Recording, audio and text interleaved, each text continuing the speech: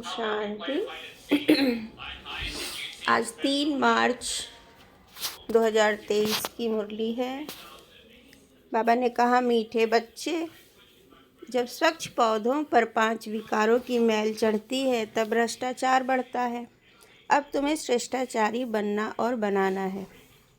आज का प्रश्न है, श्रेष्ठ बनने के लिए श्री श्री शिव बाबा की श्रेष्ठ मत कौन सी मिलती है? उत्तर है, श्रेष्ठ बनने के लिए बाप की श्रीमत मिलती है। बच्चे, कम से कम 8 घंटे मेरी सर्विस पर रहो। 8 घंटा भल उस गवर्नमेंट की सर्विस करो, लेकिन 8 घंटा मुझे याद करो। वह स्वदर्शन चक्र फिराओ, साथ साथ शंख ध्वनि करो। सबको कहो कि गृहस्थ व्यवहार में रहते कमल फूल समान रहकर बाप से वर्षा ले। बाबा ने सेवा के बारे में बताया कि 8 घंटे सेवा और याद का मतलब है ये नहीं कि केवल 8 घंटे हम कर्मणा सेवा, स्थूल सेवा करें। उस 8 घंटे में हम बाबा को याद करना, मुरली पढ़ना, मुरली का मनन चिंतन, विचार सागर मंथन, यानी बुद्धि वो 8 घंटे में ज्ञान योग से ही जुड़ी रहे। और सेवा से भी, जैसे कि हम नई आत्माओं को बाबा का परिचय देते हैं, नया नया ज्ञान सुनाते हैं, उनको इस ज्ञान के बारे में बताते हैं। तो इस तरह की सेवा, ये सारी सेवा और ज्ञान की धारणा, ज्ञान का मनन चिंतन, इसमें हमें 8 घंटे देने हैं। और बाबा का कहना है कि 8 घंटे जो नौकरी करते हैं तो 8 घंटा तो उनका नौकरी में जाता ही है, और वहाँ पे बुद्धि का योग, हमारे जो ड्यूटी है, हमारे जॉब में जो काम है, उससे रहेगा ही रहेगा। हाँ, थोड़ा बहुत टाइम मिले तो हम बाबा की याद में बैठ सकते हैं, लेकिन वहाँ हमको बुद्धि लगाना ही पड़ता है। बाहरी जो हमारी वहाँ की ड्यूटी है उस पर फोकस करना पड़ेगा। इसलिए उस 8 घंटे को बाबा ने काउंट नहीं किया है। फिर बाकी के 8 घंटे जो हमारी दिनचर्या के से जुड़े हैं, सोने में आ जाता है, रात्रि, फिर हमारा जो डेली का जो है हमारा स्नान आदि करना, स्वच्छ नाश्ता, तो बाबा ने उसको भी काउंट नहीं किया। लेकिन जो इन दोनों के अलावा 8 घंटे बचते हैं 24 घंटे में से, बाबा ने उसको बोला कि उसको आपको सिर्फ याद, ज्ञान योग और सेवा में ही लगाना है। तब जाके बाबा कहते हैं कि हमारा उच्च पद होगा फिर सतयुग में। यानी जो बाकी समय बचता है हमारा नौकरी और घर के कामों के अलावा, उसको हमें मतलब मन बुद्धि से हमें ज्ञान योग में ही रहना है। तो बाबा ने सार में कहा कि जब स्वच्छ पौधों पर 5 विकारों की मैल चढ़ती है तब भ्रष्टाचार बढ़ता है। बाबा का ये इशारा है कि आत्मा जैसी है वैसी ही है। आत्मा को बनाया या बिगाड़ा नहीं जाता है, बस उसके ऊपर विकारों की परत चढ़ जाती है। और इस ज्ञान योग से जब ये परत हट जाती है, जैसे कि एक बर्तन है, साफ है, फिर उसको यूज करते हैं, वो गंदा हो जाता है, फिर से धो के साफ कर लेते हैं, ऐसे ही आत्मा भी है। तो इस योग से आत्मा स्वच्छ हो रही है, जो ऊपर से परत चढ़ जाती है द्वापर और कल युग में। और जैसे ही ये संपूर्ण स्वच्छ हो जाएगी, आत्मा अपने ओरिजिनल परम धाम के स्वरूप में आ जाएगी, परम धाम चली जाएगी। और यहाँ पे जो हमने प्रयास किए हैं ज्ञान योग धारणा सेवा, उससे हमारा प्रारब्ध बन जाता है। तो आज का गीत है, किसने यह सब खेल रचाया। ओम शांति। मीठे मीठे बच्चों ने गीत सुना। बच्चे पहले बहुत ही सतयुग के सुख भोगते थे, बहुत मस्त थे। सतयुग की याद दिला रहे बाबा। खुशियाँ ही खुशियाँ थी। सिर्फ भारत ही था और कोई खंड नहीं था। सतयुग त्रेता में सिर्फ भारत खंड होता है, और वो डिवाइडेड भी नहीं होता है। जो लास्ट में यहाँ महाविनाश होने के बाद उथल पुथल होती है, सागर में भी उथल पुथल आती है, तो भारत एक बड़ा खंड भी बन जाता है। उसका आकार उतना ही नहीं रहेगा जैसा अभी है। भारतवासी यथा राजा रानी तथा प्रजा सब बहुत मज़े में थे, खुशी में थे। कभी कोई भ्रष्टाचार नहीं होता था। सतयुग में देवी देवता श्रेष्ठाचारी थे, जिन्हों की कितनी महिमा गाई जाती है। महिमा यथा राजा रानी तथा प्रजा सबकी होती है, फिर माया आकर चटकती है। या भी ड्रामा बना बनाया, ये भी होना है। जैसे दिन के बाद रात आता ही आता है, वैसे द्वापर कलयुग का भी पार्ट है। द्वापर कलयुग आएगा ही, विकार आएंगे ही, माया आएगी, ये भी पार्ट बना बनाया है। हम चढ़ती और उतरती कला दोनों में आते हैं। तो बाबा ने कहा जिसको अच्छी रीति समझना है, बाप के सिवाय कोई समझा न सके। बाप ही भारत और विश्व को सदा सुखी शांतमय बनाए, सब कुछ करके फिर खुद छिप जाते हैं। यह किसकी महिमा है? परमपिता परमात्मा की। भारत में जब स्वर्ग था तो देवी देवताओं का राज्य था, सतो प्रधान था, दुख का नाम निशान नहीं था। फिर आधा कल्प बाद रावण राज्य हुआ। सतयुग के देवताओं के लिए गाया जाता है संपूर्ण निर्विकारी मर्यादा पुरुषोत्तम। वहाँ तो कभी भ्रष्टाचार हो नहीं सकता। वहाँ तो श्रेष्ठाचारी थे। पौधे जो स्वच्छ थे उन पर 5 विकारों की मैल चढ़ने से भ्रष्टाचार होते होते अब पूरा भ्रष्टाचार हो गया है।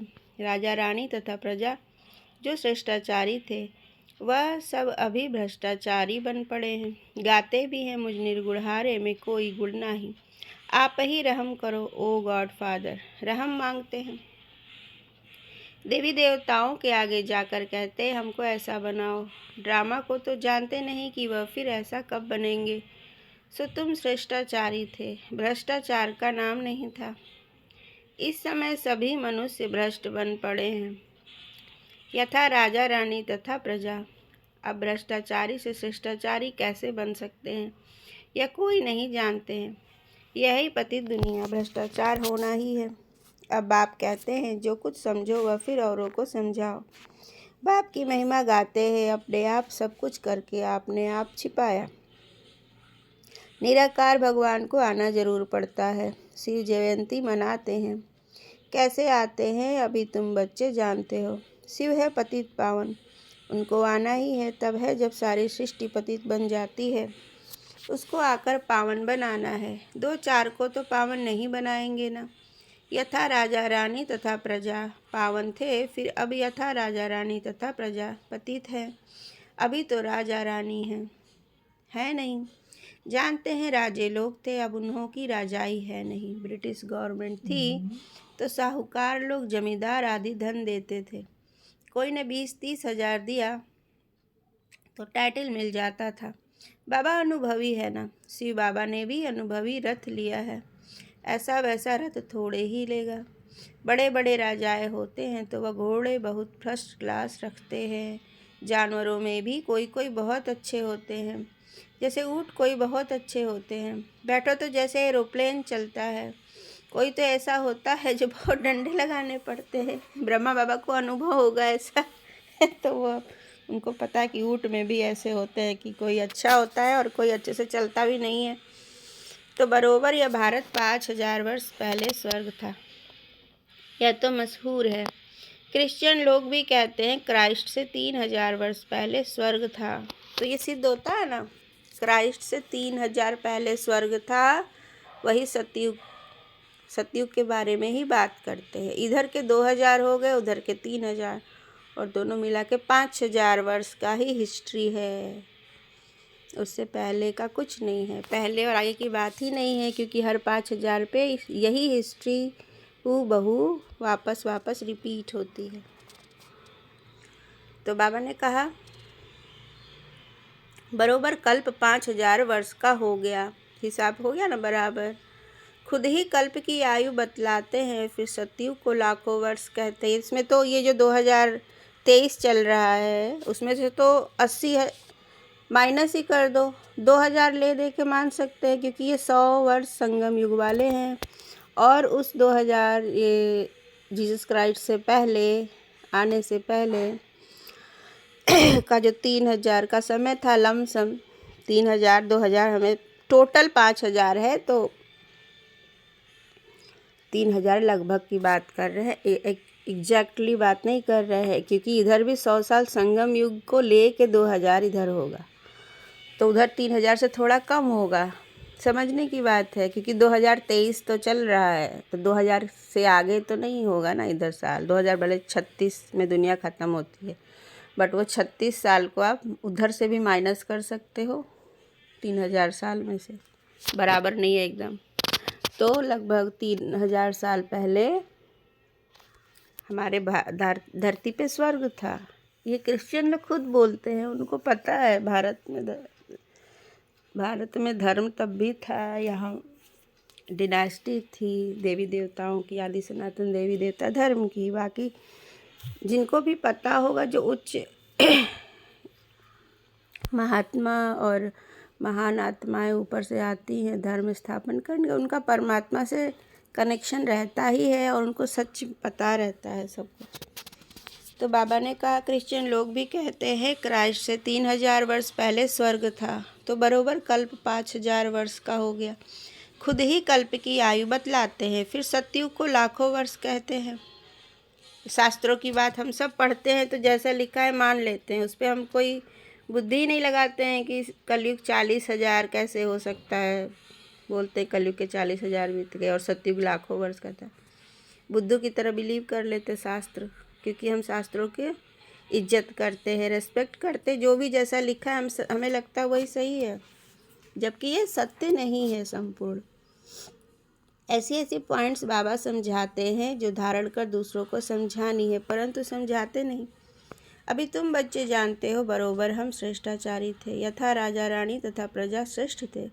शेर बकरी इकट्ठे जल पीते थे। सतयुग ऐसी जगह बताई गई है जहाँ शेर और बकरी, जहाँ हिंसा है ही नहीं किसी में भी, किसी जानवर आदि में भी, सांप भी हो या फिर कुछ बहुत से ऐसे जीव हैं शायद वो सतयुग में होते ही नहीं होंगे।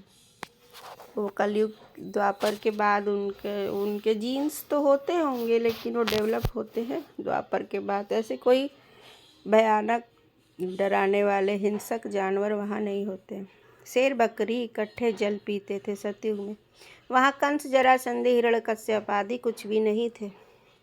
हिरण्यकश्यप आदि को सतयुग में और श्री कृष्ण को फिर द्वापर में ले गए हैं।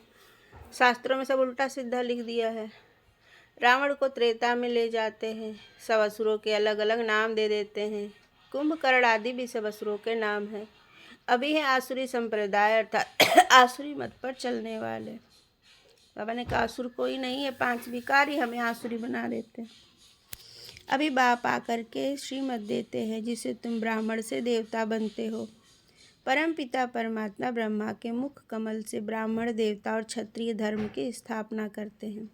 दूसरा कोई धर्म वहाँ होता नहीं। सतयुग त्रेता में तो दूसरा कोई धर्म स्थापन हुआ नहीं है। दोनों युग की एज तो एक जैसी 1250 वर्ष है। सतयुग में देवी राज्य, त्रेता में क्षत्रिय राज्य, सूर्यवंशी और चंद्रवंशी। यह सूर्यवंशी और चंद्रवंशी राजधानी किसने स्थापन की? क्या ऐसे कहेंगे कि चंद्रवंशी राजधानी राम ने स्थापन की, सूर्यवंशी राजधानी लक्ष्मी नारायण ने स्थापन की? नहीं, स्थापना तो यहीं होती है ना संगम युग पे, इन दोनों धर्मों की और ब्राह्मण धर्म की भी, जो कि वर्तमान में सब ब्रह्मा कुमार ब्रह्मा कुमारी। दोनों ही स्थापन करने वाला परमपिता परमात्मा है। स्वर्ग का रचयिता है बाप। सतयुग त्रेता की राजाई रची है। गाया भी जाता है परमपिता परमात्मा ने ब्रह्मा मुख से ब्राह्मण देवता और क्षत्रिय धर्म रचा। तो यहाँ शिव बाबा ब्रह्मा के तन का आधार लेकर ब्रह्मा मुख से 3 धर्म की स्थापना करते हैं, ब्राह्मण देवता और क्षत्रिय। जो यहाँ ब्राह्मण बनते हैं वही देवता बनते हैं, और जो ब्राह्मण पूरा बनते हैं वही देवता यानी सूर्यवंशी बनते हैं। जो ब्राह्मण ठीक से नहीं बनते हैं यानी सारी धारणाओं में नहीं चलते हैं लेकिन फिर भी ज्ञान से जुड़े हुए हैं, वह स्वतः ही क्षत्रिय धर्म यानी त्रेतावंशी चंद्रवंशी बनते हैं। तो जो एक्यूरेट श्रीमत पर चलते हैं वो यहाँ ब्राह्मण कहे जाएंगे और फिर वो सूर्यवंशी बनेंगे सतयुग में। जो थोड़ा ऊट पटांग तरीके से चलते हैं, अच्छे से ज्ञान में नहीं चलते लेकिन फिर भी चलते हैं, रोज़ सेंटर जाते हैं, उनकी पवित्रता की धारणा किसी किसी की नहीं पूरी संपूर्ण होती है। कुछ बंधन होता है घर में, किसी किसी की खान पान की नहीं हो पाती है। तो इस तरह से जो चल रहे हैं फिर भी चल रहे हैं तो वो चंद्रवंशी कहे जाते हैं। उनको पूरी तरह से ब्राह्मण भी नहीं कहेंगे यहाँ, क्योंकि ब्राह्मण की सारी मर्यादा वो नहीं यहाँ पालन कर रहे हैं। तो वो सीधे क्या हाँ जाते हैं चंद्रवंशी में, क्षत्रिय वंशी में, यानी वो परमधाम से आएंगे त्रेता में। बाप कहते हैं यह जो तुमको ज्ञान सुनाता हूँ यह फिर प्रायः लोप हो जाएगा। इस्लामी बौद्धि आदि जो धर्म स्थापन करके गए हैं उनका नाम रूप देश काल आदि तो नहीं भूलेंगे। उनको तो सब जानते हैं ना। बाकी धर्मों में क्या है कि जब धर्म स्थापना होती है और उसी समय उनके फॉलोअर्स और उनके वंशज भी आने लगते हैं और बढ़ते रहते हैं। जैसे बाकी सभी धर्म, इस्लामी मोहम्मद से शुरू हुआ और वहीं से शुरू हुए, आगे पीढ़ी बढ़ती जा रही है। क्रिश्चियन का भी ऐसा है, बौद्ध धर्म का भी ऐसा है। लेकिन सिर्फ एक आदि सनातन देवी देवता धर्म में है कि यहाँ पे स्थापना और विनाश भी हो जाता है एक ही साथ। स्थापना अभी हो गई, अभी विनाश हो जाएगा कुछ सालों में। तो ये सारा ज्ञान और ये जो यहाँ हुआ किसी को भी याद नहीं रहता है। क्या है संगम युग, क्या है निराकार परम पिता परमात्मा, कैसे ये सब करते हैं। वो फिर 5000 साल बाद जाके ही और उन आत्माओं को नंबरवार नेत्र खुलते जाते हैं और फिर पता चलता है। जैसे इस समय संगम युग पे हम सबको नंबरवार ये सारी बातें पता है, बाकी फिर किसी को याद नहीं रह जाता। हम देवी देवताओं को भी सतयुग में भी याद नहीं रहेगा कि हम कैसे देवता बने। तो यही एक ऐसा धर्म है जिसे परमात्मा एक ही बार में स्थापना करते हैं और विनाश हो जाता है। ये सारा ज्ञान प्राय लोप हो जाता है। आपस में बाबा ने कहा द्वापर में फिर कितने धर्म स्थापन हो जाते हैं। एक ही इस्लामी बौद्धी धर्म में सैकड़ों हो गए हैं। आपस में कितना लड़ते हैं। अभी तुम जानते हो बाबा कैसे सब कुछ करके अपने आप को छिपा लेता है, क्योंकि हमारे इस ज्ञान का तो किसी को पता ही नहीं है कि यहीं आदि सनातन देवी देवता धर्म की स्थापना हो रही है। आदि सनातन देवी देवता धर्म वाले भी नहीं मानते हैं, सनातन धर्म वाले भी नहीं मानते हैं, जानते तक नहीं हैं कि यहाँ गुप्त रूप से शिव, निराकार शिव ही पुनः उसी धर्म की स्थापना कर रहे हैं। पता जिनका पाठ होता है सतयुग त्रेता में, उनको ही नंबरवार पता चलता है। स्वर्ग में जो देवी देवता थे उनको फिर माया आकर चटकी, पूरे बेगुण बन गए हैं। गाते भी है मुझ निर्गुण हारे में कोई गुण नहीं। तब तो गुणवान देवताओं की पूजा करते हैं। बड़े बड़े राजाओं के पास अंदर महलों में मंदिर रहते हैं, पूजा करते हैं। ऐसा कोई राजा नहीं होगा जिसके पास मंदिर ना हो। अब बच्चे जानते हैं शिव बाबा की श्रीमत पर चलना है, कदम कदम पर श्रीमत लेनी है, तभी सो देवी देवता बनेंगे। परंतु श्रीमत पर भी चलते नहीं। बाबा कहते हैं कोई भी बात में कुछ मूझो तो चिट्ठी लिखकर पूछो, बाप को याद करो। माया ऐसी है जो स्वर्ग स्थापन करने वाले परम पिता परमात्मा को याद करने नहीं देती। बाबा जानते हैं तूफान बहुत आएंगे, परंतु चिट्ठी लिख पूछना चाहिए इस हालत में क्या करें। बच्चे की शादी है, इस हालत में क्या करें। कोई मरा यह है, क्या करें। मत लेनी चाहिए। श्रेष्ठ बनना है तो श्रीमत पर चलना है। श्री कृष्ण की मत तो हो न सके। श्री कृष्ण पति दुनिया में कैसे आ सकता है। श्री कृष्ण की आत्मा खुद अंतिम जन्म में राजयोग सीख रही है। सिर्फ श्री कृष्ण की आत्मा है क्या। जो भी देवी देवता घराने वाले हैं वह ब्राह्मण बने हैं। कदम कदम श्रीमत पर चलना है। बाप कहते हैं जितना हो सके बाप को याद करते रहो, तुम्हारे पापों का बोझा बहुत है। भल कोई गवर्नमेंट सर्विस में है, 8 घंटे गवर्नमेंट की नौकरी है, बाकी जो समय है उसमें याद करो। कम से कम 8 घंटा तुम मेरी सर्विस करो। बाप को याद करो, सुदर्शन चक्र फिराओ, शंख ध्वनि करो। कौन सी? सबको कहो गृहस्थ व्यवहार में रहते कमल फूल समान रह करके बाप से वर्षा लो।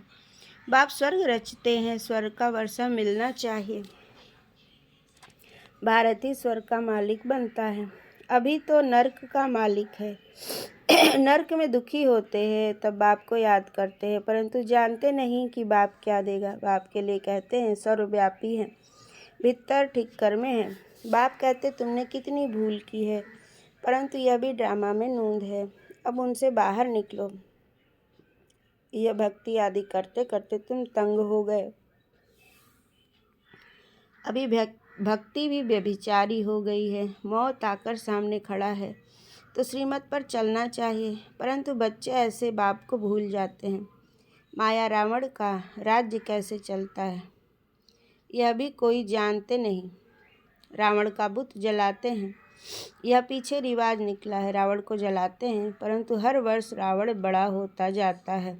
आगे 10 फुट का बनाते थे, फिर 15 फुट का बनाया, फिर 50 फुट, एकदम छत जितना लंबा बनाते हैं।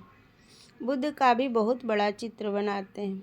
इतने बड़े मनुष्य तो होते नहीं। जास्ती में जास्ती मनुष्य 6 फुट होंगे, लक्ष्मी नारायण भी इतने ही होंगे। ऐसे नहीं वहाँ आयु बड़ी होती तो बड़े बन जाते हैं, नहीं, मनुष्य ही मनुष्य है। जैसे अभी देखते हैं भिन्न भिन्न वैरायटी है, कोई काले कोई कैसे। भारत में सुंदर भी थे, अभी श्याम बने हैं। सुंदर बनाने वाला है बाबा, वह हसीन मुसाफिर, वह तुमसे बात कर सकते हैं, कर रहे हैं। उनको भूलना नहीं चाहिए, इनको साकार को भल भूल भी जाओ, हमेशा समझो बाबा हम सजनियों को खूबसूरत परी ज़्यादा बनाते हैं। कहते हैं ना, एक तालाब है जहाँ डुबकी लगाने से मनुष्य परी बन जाते हैं। सदमान सरोवर कोई तालाब माना जाता है कि वहाँ डुबकी लगाने वाले परी बन जाते हैं। अभी तुम समझते हो ज्ञान सागर द्वारा ज्ञान की परी बन जाते हैं। अभी तो नर्क की परी हो ना, बल कितना भी कोई फैशन करे, पाउडर आदि लगावे, फिर भी तो नर्क में है। कोई से भी पूछो यह स्वर्ग है व नर्क है कहते हैं साहूकारों के लिए स्वर्ग है। स्वर्ग नर्क को भी जानते नहीं, तो श्रीमत का ख्याल रखना चाहिए श्रीमत को भी जानते नहीं। जिसने इतना श्रेष्ठ बनाया उनका नाम रूप गुम कर दिया है। गाते हैं तुम माता पिता हम बालक तेरे, शिव ने गीता ज्ञान वाचा है, यही चीज़ गुप्त कर दिया गया ना, कि शिव ने नहीं कृष्ण का नाम डाल दिया, तो झूठ हो गया, सारी गीता ही झूठ हो गई। जबकि गीता का ज्ञान परम पिता परमात्मा द्वारा दिया गया है, जिनको हम शिव नाम से जानते हैं भारत में।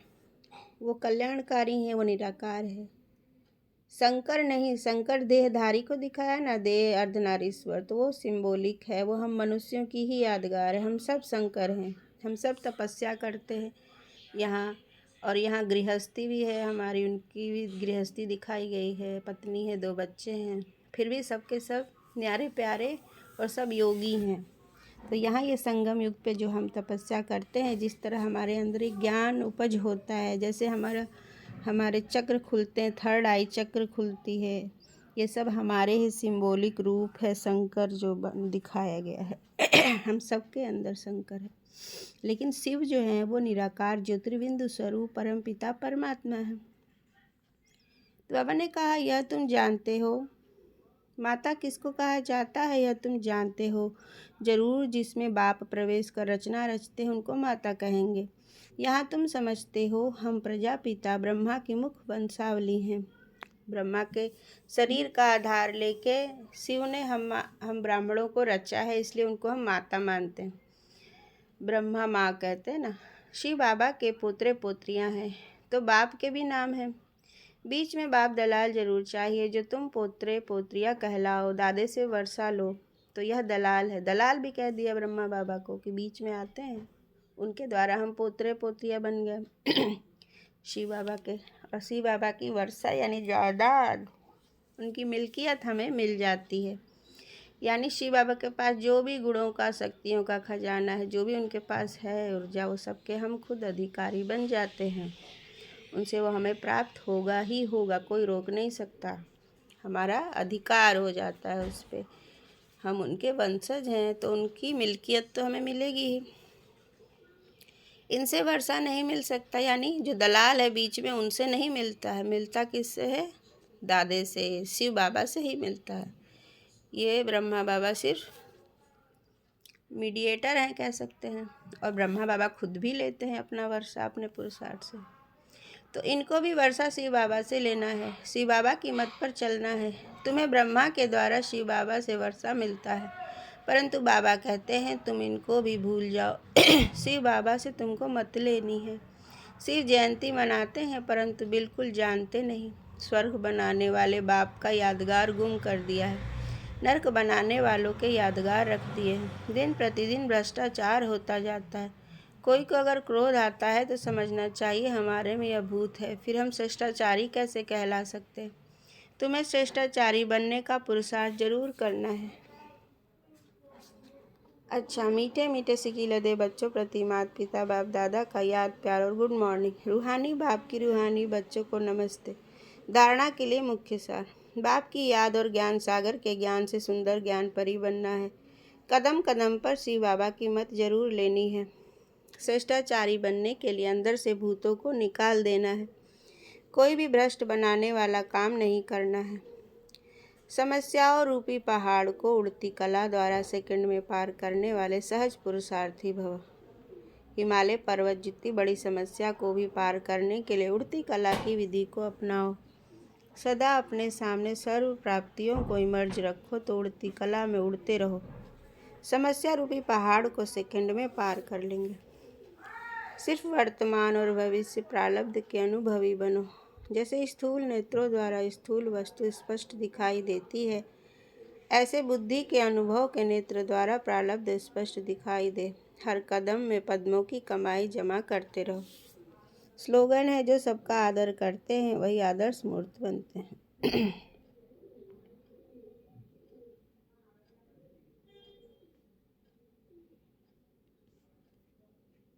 ओम शांति।